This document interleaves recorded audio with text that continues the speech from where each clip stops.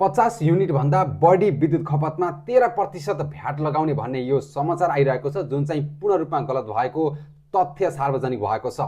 Take पानाले केही समय अगाडि मात्र गरेको फ्याक्ट चेकको आधारमा यो पूर्ण रूपमा गलत भएको जनाइएको छ। फ्याक्ट चेकले सरकारले आगामी आर्थिक वर्ष 2083-84 को बजेट मार्फत 50 युनिट भन्दा बढी विद्युत खपतमा 13% का दरले मूल्य अभिवृद्धि कर भ्याट लगाउने निर्णय गरेको भनेर यो धेरै अलिकति नेसनल टाइपका मिडियाले नै यो समाचार राखेका थिए। यो चाहिँ पूर्ण रूपमा गलत भएको जनाइएको छ। त्यसमा 13% भ्याट नभएर सहुलियत दरमा 5% मात्रै भ्याट लगाउने निर्णय गरेको पुष्टि भएको छ। यो समाचार सार्वजनिक भइसकेपछि सरकारको सर्वत्र आलोचना समेत भइरहेको छ। सामाजिक सञ्जालमा विभिन्न टीका टिप्पणी भइरहेका छन्।